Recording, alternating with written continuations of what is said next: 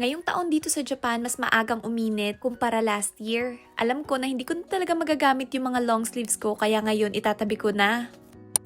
Kinuha ko na itong puting suitcase kasi yung iba ko pang mga pang summer na damit nandito pa sa loob. Ilalabas ko na rin lahat. Tapos kung nakikita nyo dito sa closet ko guys, nandito pa rin yung mga jacket at mga long sleeves. Kaya this time itatago ko na. Nag-memory nga sa akin sa social media yung mga videos ko last year. Nakita ko nga doon sa ganitong panahon na mga naka-jacket pa yung mga tao. Pero ngayong taon guys, as in sobrang init na talaga. Last year kasi nagsimula lang talagang uminit nung July. Pero ngayong taon May pa lang sobrang init na kahit dito sa Toyama na laging malamig. Kaya nga medyo kinakabahan ako sa July at August na ngayong taon. Parang magiging sobrang init talaga. Kung nakikita nyo guys, grabe sobrang dami ko ng mga damit. Hindi ko ma-imagine na pumunta ako dito sa Japan. 2 suitcases lang yung dala ko. Tapos yung puro damit doon, 1 suitcase lang. Kasi yung 1 suitcase halos puro pagkain talaga. Nasabihan kasi kami na pagkarating dito sa Japan, madami nang mabibili ng mga damit sa hindi naman ganun kamahal na presyo. At in-advise nga kami na bago pumunta ng Japan, yung mga dalhin talaga ay mga pagkain. Kaya naman ganun din yung ginawa namin. Mas more on pagkain talaga yung nilagay namin sa suitcase. At para sa mga first time na OFWs na pupunta dito sa Japan, ayun din yung maisasuggest ko sa inyo guys. Huwag niyong punuin yung mga suitcase nyo ng damit kasi pagkarating nyo dito, panigurado din na mag-change yung fashion nyo at talagang sobrang dami nyong mabibili. Pero guys, alam nyo ba, naalala ko pa dati, syempre kakarating ko lang dito sa Japan tapos wala pa talaga akong sariling perang pambili. Kasi yung mga sahod ko nun halos napupunta lang talaga sa bayarin sa Pilipinas. Tapos taglamig pa nung pagpunta namin dito. Kaya yun talaga yung season na sobrang hirap na hirap ako sa damit. At kapag malamig yung panahon, ang hirap kumilos at mabuhay kapag hindi enough na pangpainit yung damit na suot mo. Kaya buti na lang talaga merong kaibigan nun si Mama, si Tita Janet. Pinadalhan ako ng mga damit na panglamig. Ang laking tulong talaga nun sa akin. Habang nagliligpit nga ako dito guys, kung nakikita nyo, parang ramdam ko na pinagpapawisan na ako agad. Kaya naman ipitan ko na muna itong buhok ko.